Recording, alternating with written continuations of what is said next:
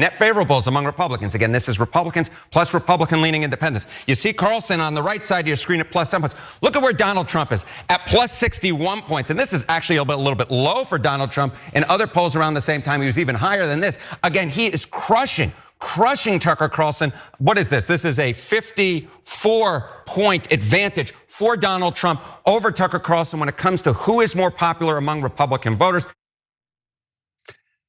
Yeah, don't believe it at all. Okay, so they need to make sure on cable news that you're for this war. So Tucker's against the war, Trump's for the war. Look at this, I found a 3-week-old poll that shows what I want you to believe. I've got a lot more on that coming up a little bit later. But wait till you see how ugly this war has gotten between Tucker and Trump. Because Tucker has, among other things, intimated that Trump might be the Antichrist. He just called him a slave, okay? And he has suggested that perhaps he's being blackmailed by Israel. So, whoa, buckle up and wait for all the quotes and facts here. Elliot, tell us. Yeah, I think at this point, everyone knows that if you don't kiss the ring, then Trump will just promptly punch you in the face. So he did not take this laying down. Yesterday, Trump tore into Tucker Carlson, writing, MAGA agrees with me and just gave CNN a 100% approval rating of, quote, Trump, not hand-flailing fools like Tucker Carlson, who couldn't even finish proper noun college. He was a broken man when he got fired from Fox, and he's never been the same. Perhaps he should see a good psychiatrist. Got him. Now, I have to say that in a few weeks, I should be getting a PhD in what's called depth psychology. And it moves my heart to see the president of the United States finally concerned about mental health. And if he is really concerned about mental health, he should check out stuff like Medicare for All, or maybe look up a term like projection. But all of this raises the question, who actually best represents the Republican base? Is it Tucker Carlson or is it Donald Trump? Well, this morning, CNN's Harry Enten stated that when it comes to Republicans and Republican-leaning independents, President Donald Trump's approval ratings are much higher than Tucker Carlson's. Here is more from Enten. Look at this trend line. Tucker Carlson's net favorable. Back in March of 2024, when he and Donald Trump were very close friends, look at this. He was at plus 54 points. Look at where he is today at only plus 7 points among Republicans, and that includes GOP-leaning independents. I mean, that is a drop of what, 47 percentage points. My goodness gracious, when you go up against Donald Trump and you want to appeal to the Republican base, to quote the movie Good Burger, you go on the grinder, and that is exactly what has happened to Tucker Carlson. So here's the deal. We looked into Harry Enten's data on Tucker Carlson. He's basically drawing from 2 polls. Now, the first poll was from March 2024. Okay, and I know time is feels a little different these days, but that is over 2 years ago, and that's from Grisham College, and it found that among Republicans, Tucker Carlson's favorability ratings were as follows.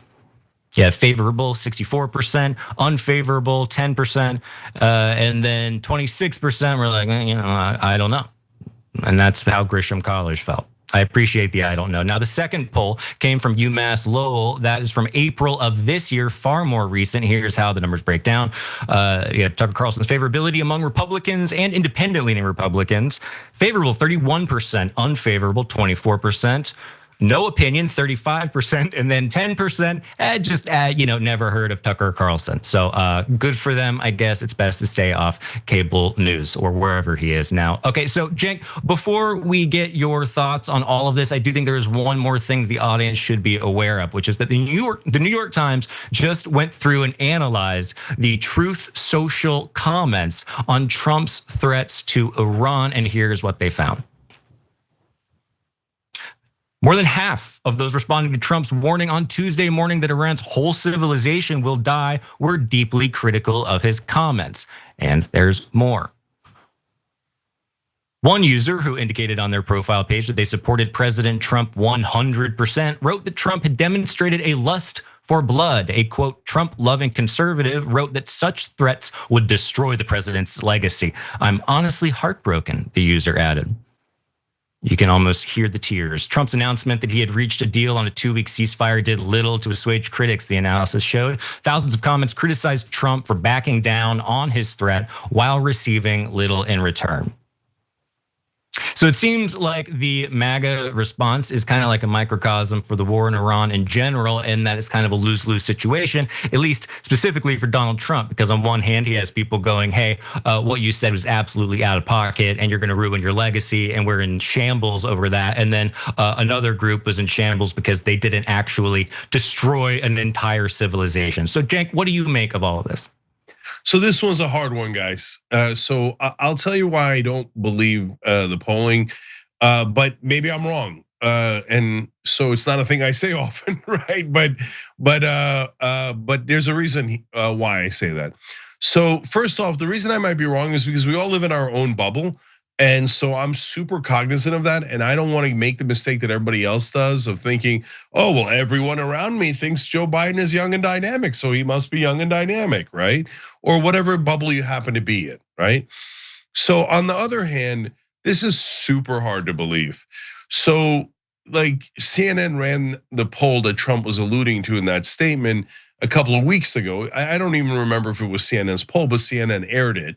In a Harry Enten segment where they said that 100% of MAGA supporters were with Trump, and that none of them, not one in the country had broken with Trump, despite the war, despite everything else that's going on, right?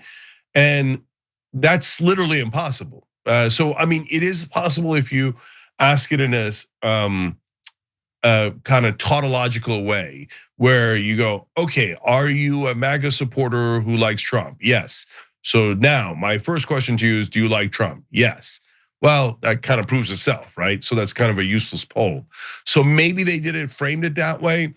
But what is not possible is that Tucker Carlson and Megyn Kelly, and as you're gonna see later in the show, Alex Jones and Tim Pool, and you saw earlier in the show, Benny Johnson, Candace Owens, all of these MAGA guys with all their millions and millions of followers are heavily criticizing Donald Trump, but it hasn't moved a single voter.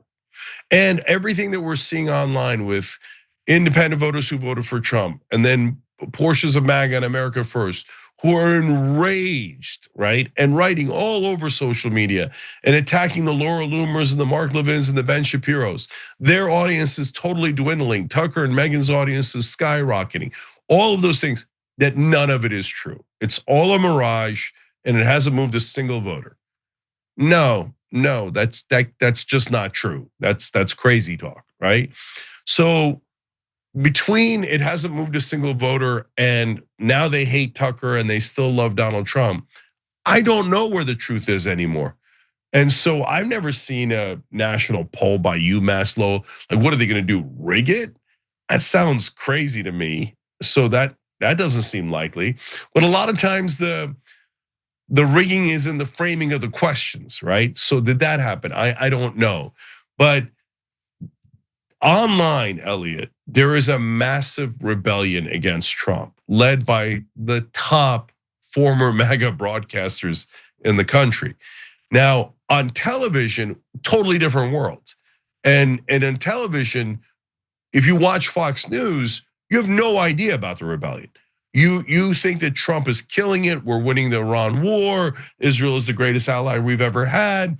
And Tucker and Marjorie Taylor Greene and Mascio, all of them lost their minds overnight for no reason at all, and you should hate them now, right? And so maybe the answer is these polls are still being conducted on landlines, phones that have connected to the wall, and only 80-year-olds still have landlines. So, and they watch Fox News, and that's why they're on a different planet. But otherwise, these results make no sense at all. Yeah, I was thinking the same thing about obviously the questions, that's part of it. There's so many ways like these polls can go wrong, obviously, and I'm not an expert at it, but like the questions can be leading, and then there's the sample size and where you're getting the actual sample from.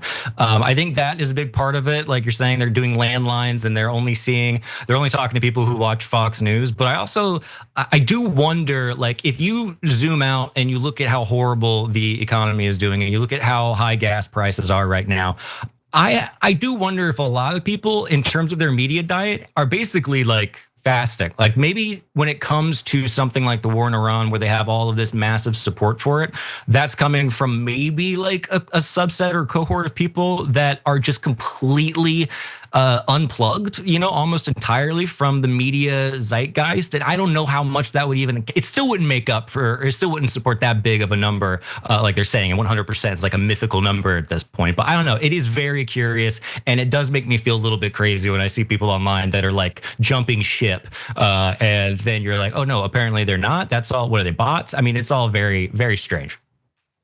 Yeah. No, the one thing you could take away from this for sure is that the online world and the TV world are completely different. Two different planets, right? So if you're watching TV, you still think Israel is doing self-defense and they're angelic and they're beautiful. And it's not just Fox News. CNN yesterday did a segment saying, well, obviously everyone who opposes Israel on the left and the right are anti-Semites, right? And the guy on the panel was like, obviously, the anchor's like, obviously, they're all anti-Semites, right? And so like they're on, it's planet propaganda. So, and for older Americans, unfortunately, not all of them, because a lot of you guys are in that category, but the majority of older Americans, they're hooked into the matrix in the back of their neck, and they're getting fed propaganda 24/7. So that's why they live in a different existence. The real question is the elections, because you can give me all sorts of cutesy polls, but there's only one poll that matters at the end, and that's the vote, right? So right now, the one poll that is the most important, and we'll see if it's right or not for 2026, is Tom Massey's election in Kentucky. Why is that the most important? Because Massey is very obviously against what Trump is doing. Trump is super obviously against what Massey's doing. Trump has gone down to Kentucky in his district and rallied for Tom Massey, against Tom Massey. And he's doing as big a frontal assault on Massey as you can possibly get. Latest poll was that Massey's up by 10. If Massey crushes in that election, then all of these garbage polls on cable news were all mythical, totally and utterly mythical. On the other hand, if Massey gets crushed, then we're living in the alternative world and we're living in a bubble, and we should snap out of it. So we're gonna find out soon enough.